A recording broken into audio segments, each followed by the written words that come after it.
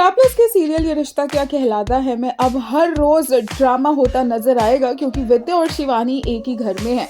शिवानी को गलती से माधव का कोई डॉक्यूमेंट मिल जाता है और विद्या उस पर इतना चिल्लाती है कि वो अपने आप को इस घर का हिस्सा समझ रही है जो यहाँ पर रह रही है।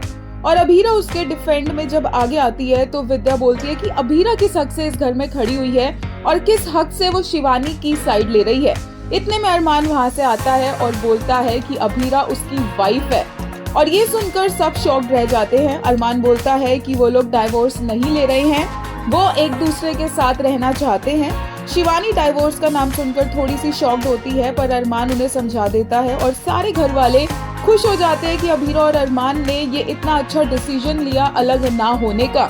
विद्या बोलती है कि ऐसा नहीं हो सकता है क्योंकि अभीरा तो आरके के साथ है और अरमान क्लैरिफाई करता है कि आरके और अभीरा सिर्फ दोस्त है और अभीरा उसकी वाइफ है और सबके सामने वो अभीरा के लिए स्टैंड लेता है। दूसरी तरफ देखने को मिलता है कि अभीरा और अरमान शिवानी को कंफर्टेबल करवाने की कोशिश करते हैं और घर के मंदिर में उसके साथ मिलकर पूजा करते नजर आते हैं और विद्या को अगेन ये बात पसंद नहीं आती।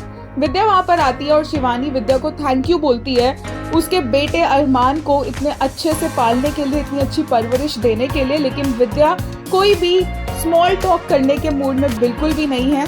ऊपर से दादी सा यहाँ आ जाती है कि वो किस हक से ये सब बोल रही है, विद्या ही अरमान की माँ है। और अरमान भी बीच में आता है और बोलता है कि इन दोनों को आपस में बात तो करने दीजिए। लेकिन दादी सा बोलती है कि ये क्या बातें करेंगे, क्या एक दूसरे के साथ ये गले मिलकर साथ में हैप्पीली इस घर में रहने लग जाएंगे। जिसके बाद विद्या बोलती है कि अरमान सिर्फ और सिर्फ उसका बेटा है।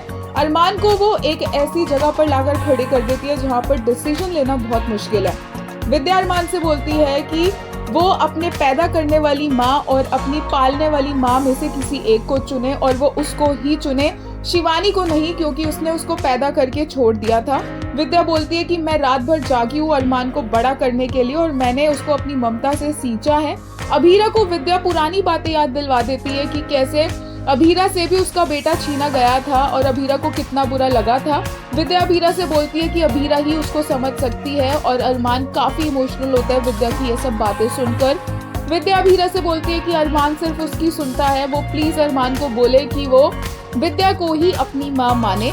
जबकि अभीरा उन्हें समझाने की कोशिश करती है कि अरमान के लिए चूज करना बहुत मुश्किल है क्योंकि मम्मी भी उसकी माँ ही है।